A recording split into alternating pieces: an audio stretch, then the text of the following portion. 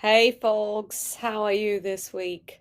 So yesterday I went to SaaStock Local for a talk by Nathan Latka about I wasn't even entirely sure, like company valuation something. Wasn't really convinced because I kind of wasn't a big fan of Latka after how he's been grilling the startup founders for numbers for his podcast, and basically his paid reports. But it actually was really, really great and very useful. So he talked about a metric that is more important than your revenue growth, than your revenue numbers, so your ARR.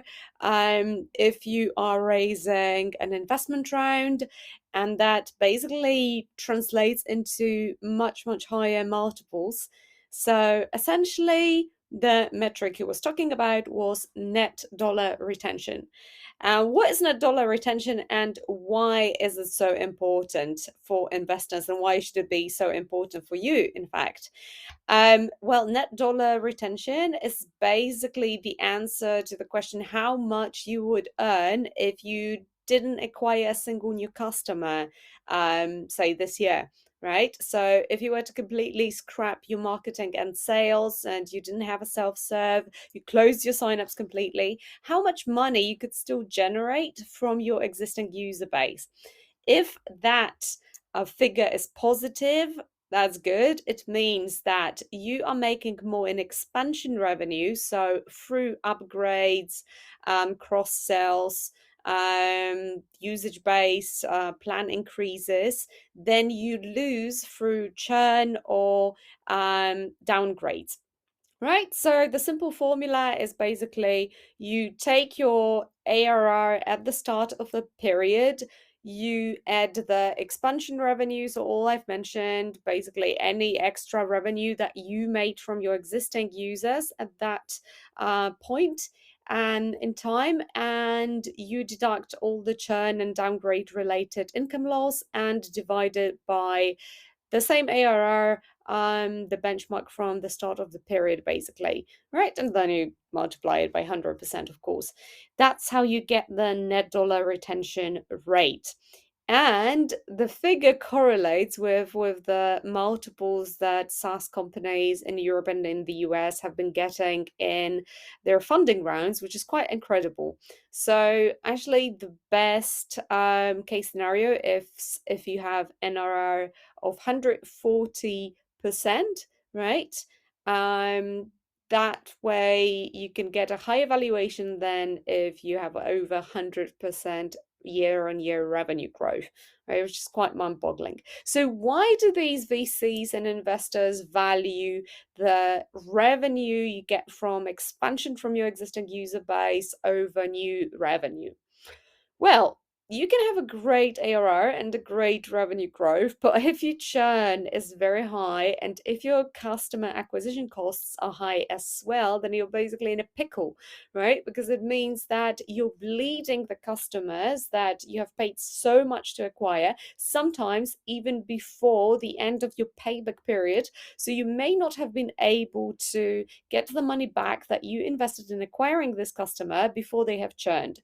Essentially, say if you have 10% churn, it means that every 10 months you're completely changing your entire user base. You need to acquire constantly new customers. So if your CAC is high as well, then basically it's sort of a death notice for your company. Right. So if you're generating revenue from your existing users, then apart from the costs that you're investing in customer success, or some tools like User Pilot, right? If you want to push for these upgrades, basically in app, as you should, of course, book a demo with us, then this revenue is pretty much free, right? Because you have already paid your CAC, right? So you're just milking extra money from the same customer acquisition cost. That also means that you're increasing the lifetime value, right? While keeping CAC at the same level. So essentially, there is this other metric that is super important, which is LTV divided by CAC. You want it to be higher than one at least, right? That means basically that, well, you're breaking even. Ideally, you want it to be around five, right? But essentially, if you can generate more revenue from your existing customers than you would by just selling the plan you sold initially, you're increasing the LTV with the same CAC. Right. What can you do to improve the net dollar retention? And now I'm not going to dive into the difference between the dollar retention and net revenue retention, like for sort of customer success and product management purposes. They are essentially the same metrics. One is focusing on the first 12 months of the customer life cycle, the other at any given time period. But essentially, let's focus on how you can improve these metrics. So, of course, you need to keep pushing for these upgrades and upsells, in app especially. So while you're using your are you while your users are using your app, you should push them to discover more premium features that are going to be helpful and that they are going to like take away some pain from your users, right? Ideally, give them a taste of this feature that's included in a higher plan for free for a certain period of time. The longer you can afford it, the better, because then they will develop this habit, right, of having premium service level, and they won't want to get rid of this feature if you ask them to pay up and pay for it. So that's a brilliant idea to basically push your users to adopt a higher plan without making it feel like they are being sold to again, or like you're stretching the relationship because you're asking them to pay more than they initially agreed to.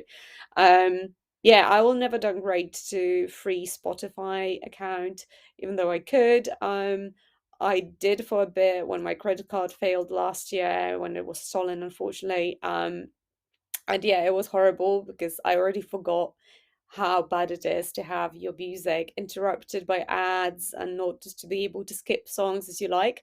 So the same will happen to your users, but you need to push them towards that. You need to build these in-app experiences, and have a strategy for that. So I would encourage you, of course, to try out a user pilot for this, right? Um, there are like some demo booking buttons on our website and in this newsletter as well. So go talk to us and see how we can help you improve your net dollar retention. Now, second thing, obviously, if you can go for usage-based pricing, that way naturally you'll push more users to pay more and upgrade.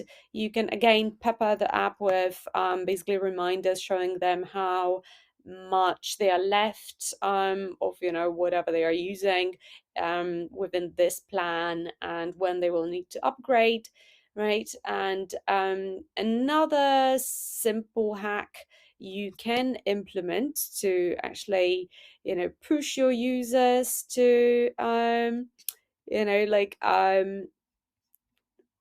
upgrade and spend more with your company. I had to look at my cheat sheet, is to sell some services together with your product, or build service components into your plans, right? A lot of SaaS companies bulk at that because they're like, well, we are a software company, not a service company. But I see more and more SaaS companies do that very successfully. So say if your product is difficult to implement and maybe you're selling to SMBs that don't have enough full-time resources to, make the most out of your product, offer them a service that will help them set your product up, or that will help them with, using it. At a price that is lower than hiring a full-time employee to do that, right? StoryChief does that by offering writing services. Bars.io does that by offering SDR services for their like outreach automation tool. I see more and more companies do that successfully. There are two free benefits of this. First, you earn more money. Second, you can reduce your payback period, right? So you can recoup your CAC instantly, pretty much. And third, you actually make your users more successful at using your product, right? Because if they don't have time to use it properly, or they don't have the resources, and you actually offer them the resources at a fee that is lower than the market rate, right? Or than hiring a full-time employee, they will be more than grateful to accept it, right? So it's a win-win-win, and you should definitely try it if you can. Yeah, so these are like 3 quick ways how you can improve your net dollar retention, a super important metric both for your company health and for your prospective funding rounds. So if you're raising, let me know and we'll help you improve your NDR. See you all next week.